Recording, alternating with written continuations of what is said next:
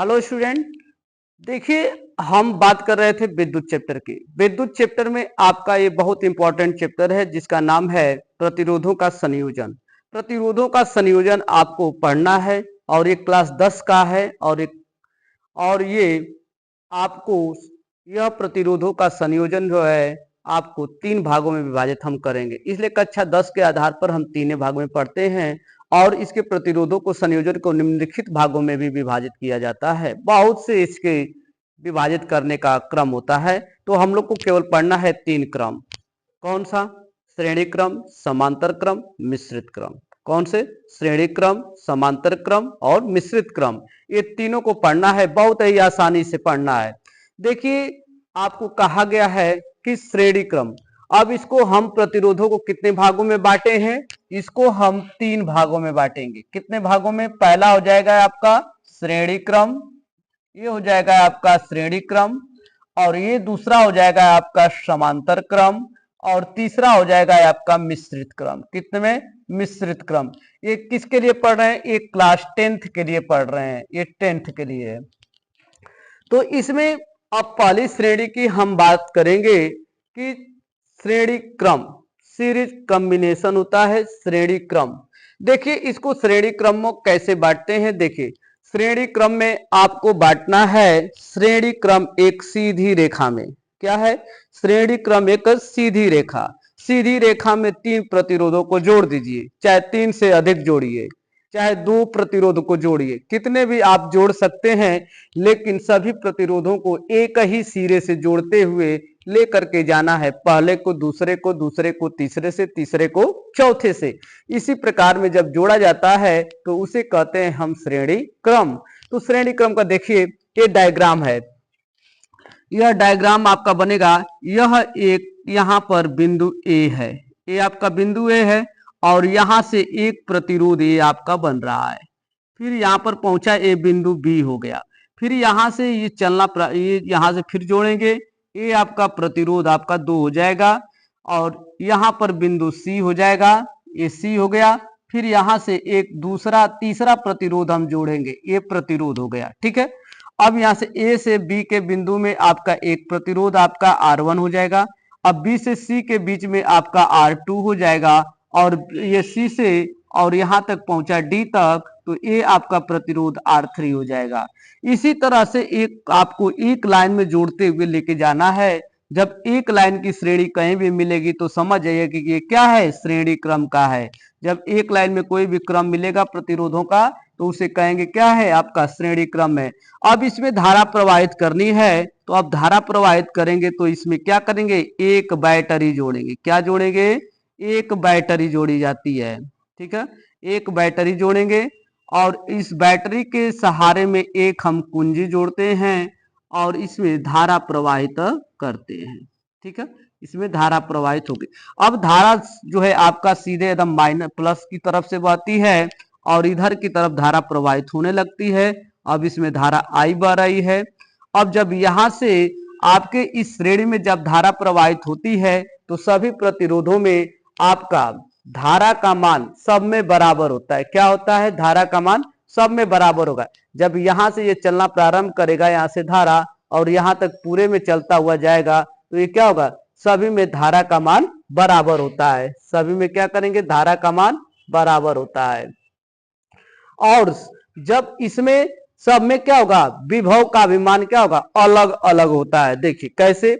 अब यहां पर दिया गया है, यहां से लेकर के यहां तक का विभव आपका विभवांतर V1 हो जाएगा, और यहां से लेकर के आपका विभवांतर V2 हो जाएगा, और यहां से लेकर के यहां तक आपका विभवांतर V3 हो जाएगा। अब इसी के आधार पर हमें ज्ञात करना है कि श्रेणी क्रम का सूत्र। श्रेणी क्रम का सूत्र क्या होता है? दिमाग में यही चीज लगाना है हमें। R बराबर R1 plus R2 plus R3। इसमें जो है हमेशा इसकी मान क्या होती है? अधिकता होती है। क्या होती है?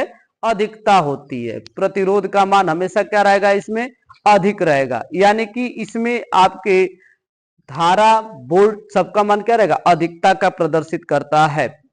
तो इसी तरह से आपको ज्ञात करना है, कह रहा है कि माना तीन प्रतिरोध R1 R2 व R3 परिपथ के अनुसार श्रेणी क्रम में जोड़ा गया है। श्रेणी क्रम में जोड़ा गया है और इनके सिरों के बीच विभवांतर V1 V2 और V3 है। इनके सिरों के मध्य विभवांतर V1 V2 V3 है। तब प्रतिरोध में प्रवाहित धारा I हो रही है। अब यहां से क्या है, धारा इसमें प्रवाहित हो रही है, तो करेंगे ओम के नियम के अनुसार। ओम के नियम के अनुसार, ओम के नियम के अनुसार, ओम के नियम के अनुसार, ओम के नियम के अनुसार। आपने ओम का नियम पढ़ा है, आपने क्या पढ़ा, ओम का नियम पढ़ा है कि अब इसमें आपको दिया गया है तीनों चीज, ठीक है। यहां से अब ज्ञात करना है सब में क्या है, आई का मान सब में समान बह रहा है, तो यही हो जाएगा आपका आई बराबर, यानी कि I1 बराबर आपका हो जाएगा V अपान क्या कर रहे हैं, सॉरी, देखिए यहां से हम बात करें, ये श्रेणी क्रम का है, तो श्रेणी क्रम में हम बात करेंगे ओम के नियम के अनुसार। ओम का नियम आपने पढ़ा है V बराबर I इंटू आर। आपने क्या पढ़ा है, ओम का नियम V बराबर I इंटू आर पढ़े हैं। यही होता है आपका ओम का नियम। तो ओम के नियम के आधार पर देखिए सब में V1 का मान और R का मान और यह I है, तो सब में एक ही बार में क्या हो रही है, धारा प्रवाहित हो रही है। तो इसमें आपने पहले प्रतिरोध के लिए इसमें विभवांतर निकालिए, तो आपका हो जाएगा पहले प्रतिरोध के लिए V1 बराबर I R1 हो जाएगा, इक्वेशन नंबर 1 हो जाएगा। फिर हो जाएगा आपका कि दूसरे के लिए तो V2 बराबर I इंटू R2 हो जाएगा और V3 के लिए आपका निकल जाएगा I इंटू R3 हो जाएगा। फिर कह रहा है कि तब इसमें कुल धारा, ठीक है, यानी कुल इसमें विभवांतर, विभव का मान क्या होगा, इस सॉरी, इस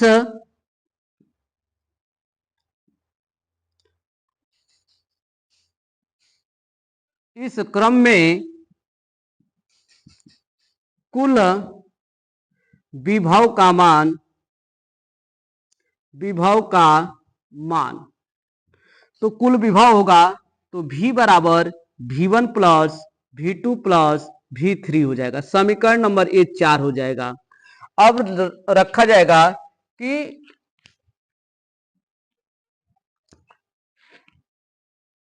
समीकरण 1, 2 व 3 का मान समीकरण 4 में रखने पर, तो समीकरण 4 में रखिए तो V बराबर V1 का मान हो जाएगा I इंटू R1, फिर प्लस हो जाएगा V, यानी कि यहां पर हो जाएगा V2 का मान यानी कि I into R2 plus I into R3 हो जाएगा। फिर आपने पढ़ा है कि V बराबर I इंटू R, तो I इंटू R बराबर हो जाएगा, यहां से I कॉमन ले लीजिए तो R1 plus R2 plus R3 हो जाएगा। तो I से I कैंसिल हो गया, तो R बराबर आपका निकल जाएगा R1 plus R2 plus R3 हो जाएगा। ये हो जाएगा आपका इस श्रेणी क्रम का सूत्र। यह हमेशा यह श्रेणी क्रम के सूत्र को प्रदर्शित करता है। R बराबर R1 plus R2 plus R3। इसके आगे डॉट डॉट होता है। हमने कहा पहले कि इसके आधार में कई श्रेणी यानी कई प्रतिरोधों को आप जोड़ सकते हैं।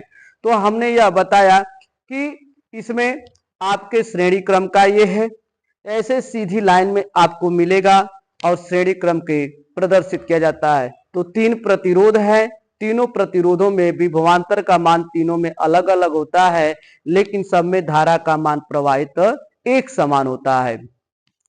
जब एक समान होगा तो ओम के नियम के अनुसार V बराबर I इंटू आर निकाले हैं।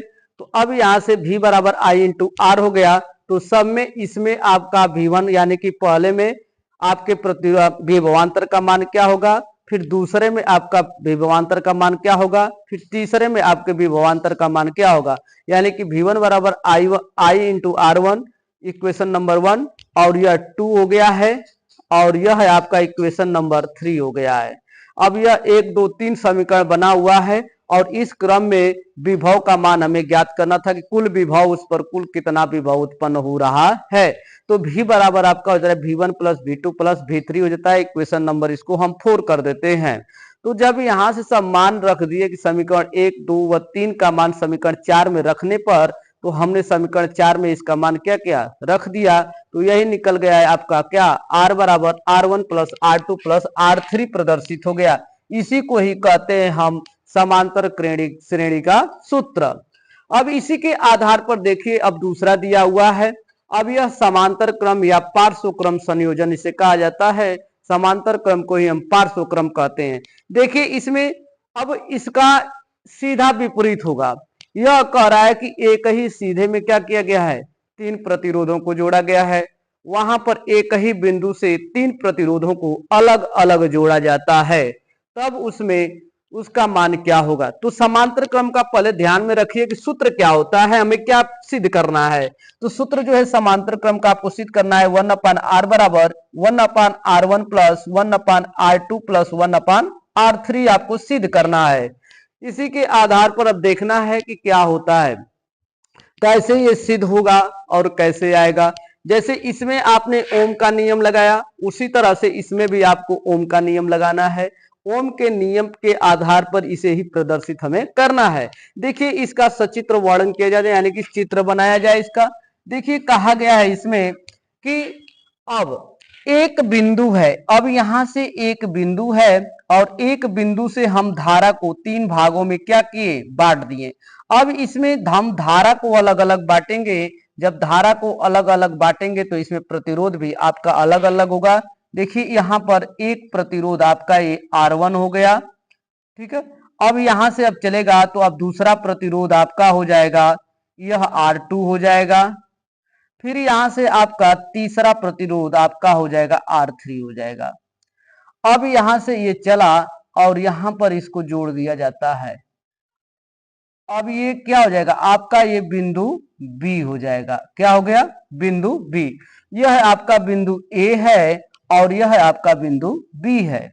अब यहां से धारा सब में अलग अलग, अब यहां से देखिए कैसे, अब यहां से एक हम बैटरी लेंगे और बैटरी से इसमें धारा प्रवाहित करेंगे। क्या करेंगे, इसमें बैटरी से धारा प्रवाहित करते हैं।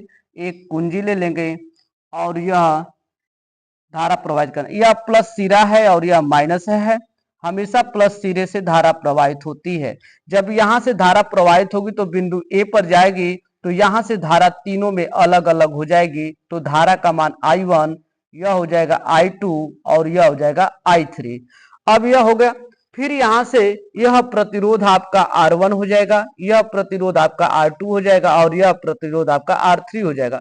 जब इनमें अलग अलग जब धारा प्रवाहित होती है, जब बिंदु B पर जाता है तो सभी धाराओं का मान समान हो जाता है और यह बहने लगती है। तो अब यह कह रहा है कि तब इस स्थिति में, तब इसमें कुल धारा का मान क्या होगा, I बराबर I1 plus I2 plus I3। इसी तरह से यहां दिया गया।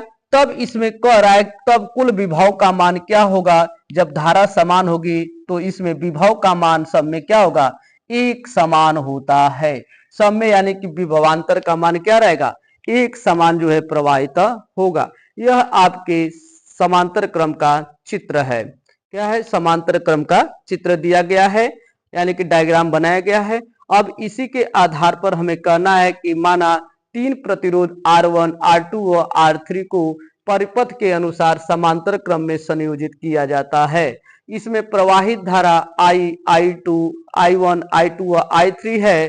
प्रतिरोध में प्रवाहित धारा बिंदु B पर मिलकर धारा I बनाती है। जब यहां से धारा जब चलती है तो 3 भागों में टूट गई है। अब जाकर के जब बिंदु B पर मिलती है तो यह मिलकर के आपको कैपिटल I धारा प्रवाहित करती है। तो अब कह रहा है कि बिंदु यानी कि A व B के बीच विभवांतर भी है। अब A व B के बीच कुल विभवांतर कितना है, भी है, तथा प्रत्येक A व B के मध्य जुड़ा हुआ है। प्रत्येक विभवांतर का विभव आपका भी होगा। तो इसी के आधार पर हम करेंगे ओम के नियम के अनुसार। देखिए हम ओम के नियम के अनुसार चलेंगे कि ओम के नियम के अनुसार क्या होता है। इसको मिटा देते हैं। ओम के नियम के अनुसार,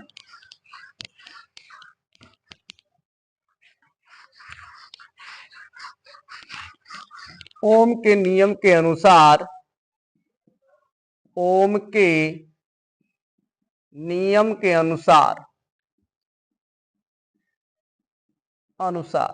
ये हो जाएगा। तो ओम का नियम आपने पढ़ा है कि V बराबर आई इंटू आर पढ़े हैं, V बराबर आई इंटू आर पढ़े हैं। तो I बराबर आपका निकलेगा, ठीक है, I बराबर आपका हो जाएगा यहां से V अपान आर हो जाएगा। तब इसी के आधार पर सब में हमें धारा का मान अलग अलग ज्ञात करना है। कि अब देखिए, अब सब में विभव का मान क्या है, समान है, लेकिन प्रतिरोध सबका अलग अलग है। तो लिखेंगे कि पहले, यानी कि यह हो जाएगा आपका कि I बराबर, यानी कि I1 बराबर आपका हो जाएगा V अपान R1 हो जाएगा। इक्वेशन नंबर 1 आपके पहले क्रम के लिए यह लगा आपका इसमें कि I धारा I1, R2, तो इसमें धारा प्रवाहित क्या हो रहा है, V हो रहा है, तब उसके लिए लगा। फिर इसके बाद जो है दूसरे के लिए लगा I2 बराबर V अपन क्या हो जाएगा, R2 हो जाएगा। इक्वेशन नंबर 2 हो गया। फिर इसी तरह से I3 बराबर V अपन क्या हो जाएगा, R3 हो जाएगा। हो गया, ये इक्वेशन नंबर कितना हो जाएगा, 3 हो जाएगा। नहीं, ये 2 हो गया, यह 3 हो गया, और यह क्या हो जाएगा आपका 4 हो जाएगा। पहले से ही आपका इक्वेशन नंबर 1 बना हुआ है। तो अब इसमें हमें कुल धारा का मान निकालना है। कुल धारा, तो आपका हो जाएगा कुल धारा, यानी कि अब निकलेगा कि समीकरण 2, 3 व 4 का मान समीकरण 1 में रखने पर आपको 1 में रखना है। तो यह निकल जाएगा, यहां से आपने पढ़ा है कि I बराबर I1 plus I2 plus I3। तो इसका मान रखिए I1, यानी कि I बराबर यहां से हो जाएगा V अपान R1 हो जाएगा, प्लस यहां से V अपान R2 हो जाएगा, प्लस यह V अपान R3 हो जाएगा। अब यहां से I बराबर आपने पढ़ा है कि V अपान R होता है, तो यह V अपान क्या हो जाएगा, R हो जाएगा। इसमें से V को कॉमन कर दीजिए, V बराबर आपका हो जाएगा 1 अपान R1 प्लस 1 अपान R2 प्लस 1 अपान R3 हो जाएगा। अब V से V आपका कैंसिल हो जाएगा, तो यह बच गया आपका 1 अपान R बराबर 1 अपान R1 प्लस 1 अपान R2 प्लस 1 अपान R3। ये है आपका ये पार्श्व क्रम संयोजन या समांतर क्रम का संयोजन है। यह आपने पढ़ा समांतर क्रम का। और श्रेणी क्रम का आपने पढ़ा कि श्रेणी क्रम का क्या होता है सूत्र। श्रेणी क्रम में होता है R बराबर R1 plus R2 plus R3 होता है। इसमें इसका मान कम होता है और इसका मान क्या होता है, इसमें तुल्य प्रतिरोध का मान सर्वाधिक होता है, इसमें तुल्य प्रतिरोध का मान कम होता है। क्या होता है, इसमें तुल्य प्रतिरोध का मान सर्वाधिक होता है श्रेणी क्रम में, और समांतर क्रम में तुल्य प्रतिरोध का मान कम होता है। यही है आपका प्रतिरोधों का संयोजन। यही क्या है, प्रतिरोधों का संयोजन। और पसंद आए तो हमारे चैनल को सब्सक्राइब, लाइक कीजिए। बहुत बहुत धन्यवाद।